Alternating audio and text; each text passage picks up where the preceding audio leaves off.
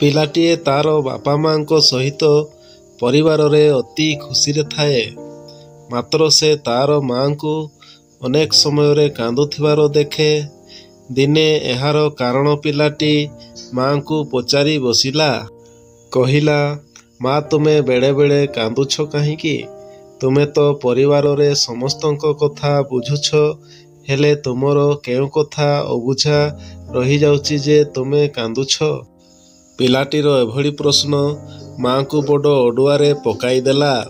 ମା କି ପ୍ରକାର ଉତ୍ତର ଦେଇ ପୁଅର ସନ୍ଦେହ ମୋଚନ କରିବେ ଠିକ୍ କରିପାରିଲେ ନାହିଁ।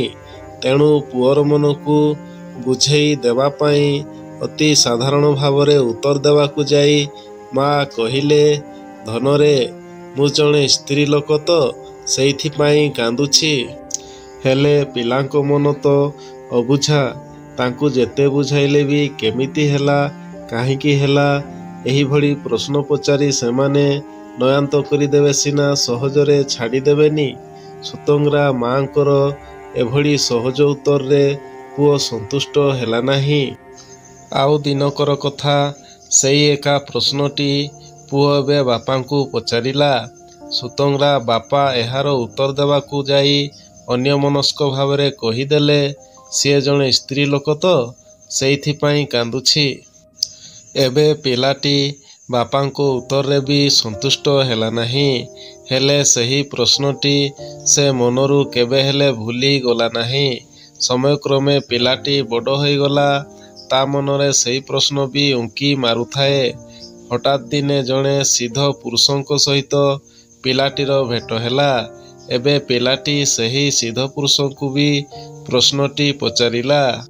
ଏଭଳି ଏକ ଜଟିଳ ପ୍ରଶ୍ନ ଶୁଣିବା ପରେ ସିଦ୍ଧ ପୁରୁଷ କିଛି ସମୟ ସେହି ଯୁବକକୁ ଚାହିଁ ରହିଲେ।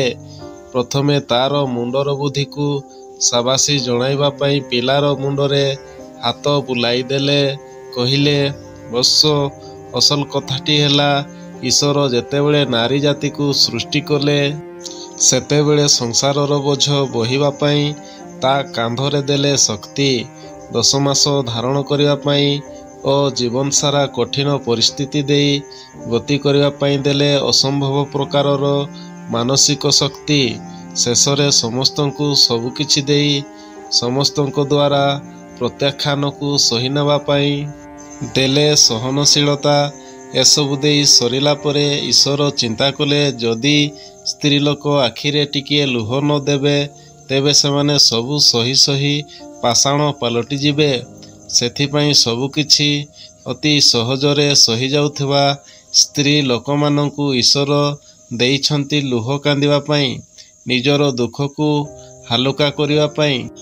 ସିଦ୍ଧ ଗୁରୁଙ୍କଠାରୁ ଏଭଳି ଉତ୍ତର ପିଲାଟି ମନରେ ସନ୍ତୋଷ ଭରିଦେଲା।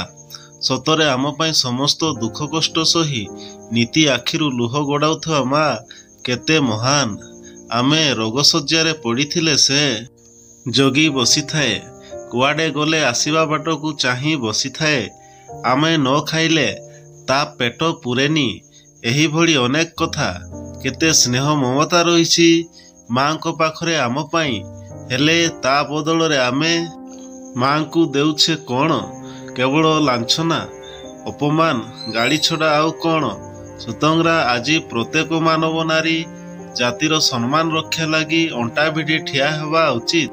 ବନ୍ଧୁଗଣ, ଯଦି କାହାଣୀଟି ଭଲ ଲାଗିଲା ତାହେଲେ ଲାଇକ୍, ସବସ୍କ୍ରାଇବ୍ କରି ବେଲ୍ ଆଇକନକୁ ଦବାଇ ଅଲ୍ ଉପରେ ନିଶ୍ଚୟ କ୍ଲିକ୍ କରନ୍ତୁ।